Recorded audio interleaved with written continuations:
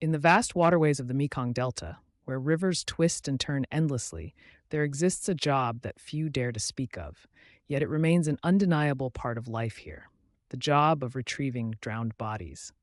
It is a dangerous, haunting profession, sending chills down the spines of those who hear about it. The main character of this story is Lam, a 28-year-old man from a small fishing village along the Tien River. He grew up in poverty, having lost both parents to illness at a young age. Now, he lives with his frail grandmother and works hard to make a living. One of his jobs, though terrifying, is retrieving the bodies of those who have drowned. Every day, Lam and other villagers row their boats across the vast river, searching for the unfortunate souls who have gone missing. Some are fishermen, some are tourists, and some have chosen to end their own lives in the depths of the water. Many bodies are already in an advanced state of decay, making the job even more difficult. At first, Lam wasn't afraid of the water, but as time passed, fear slowly crept into his heart. On quiet nights, sitting alone in his small boat, he would hear strange splashes against the side, as if someone was lurking just beneath the surface, watching him. That fear never faded, it only grew stronger. The mysterious case of Mai. One morning, Lam and his team received news of a missing woman, a young tourist named Mai. She had disappeared over a week ago, and her body was finally found deep beneath the river. As Lam waded into the water to retrieve her, an eerie feeling washed over him.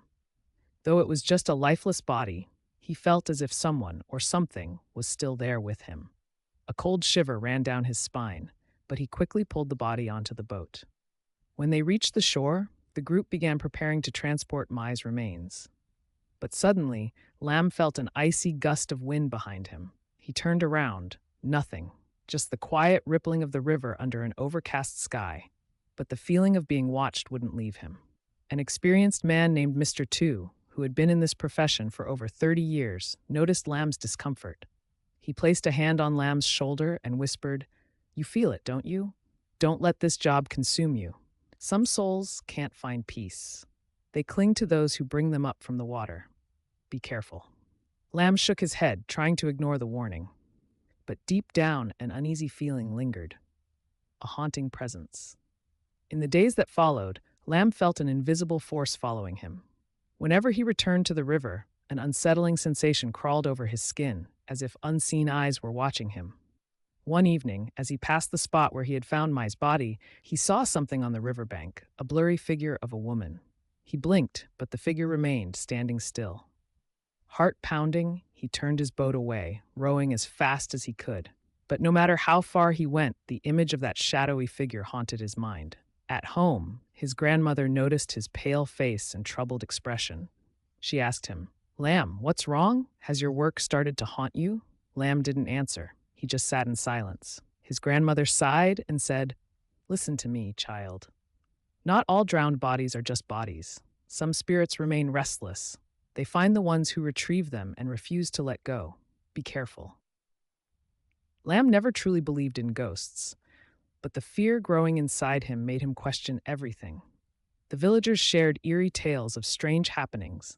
They spoke of nights when bodies that had never been retrieved would suddenly float to the surface, and when that happened, the one who retrieved them would soon meet misfortune. The night of the ghostly call. One night, Lam was rowing alone when he heard something, a voice. A woman's voice, soft and haunting, singing from a distance. Chills ran down his spine. He tried to turn back, but the river's current carried him forward. And then he saw it. A shadowy figure floating just above the water. Frozen in fear, he dropped his oar.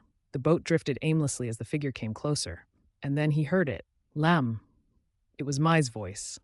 Under the moonlight, her face became clearer, pale, her eyes wide open, staring straight at him. He wanted to scream, to run, but his body wouldn't move. As she slowly sank back into the river, a chilling whisper echoed in his mind. "You retrieve the bodies of others, but you will never retrieve your own soul." Lam blacked out.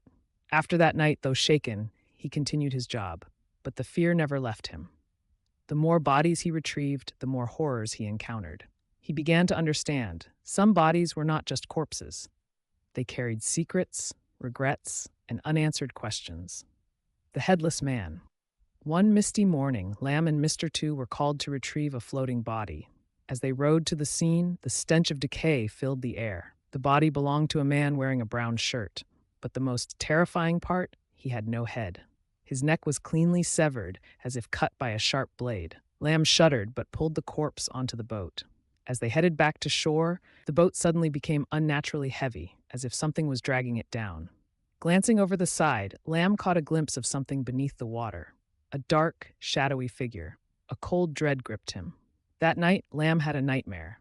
He saw a man in a brown shirt standing on the riverbank, face blurred and indistinct. "Return my head. I must find my head," the voice moaned. Lamb jolted awake, drenched in sweat. The next morning, fishermen discovered a human skull tangled in the water hyacinths, miles away from where the body was found. After the skull and body were buried together, the nightmare stopped. But Lamb now believed some spirits would not rest until they were whole again.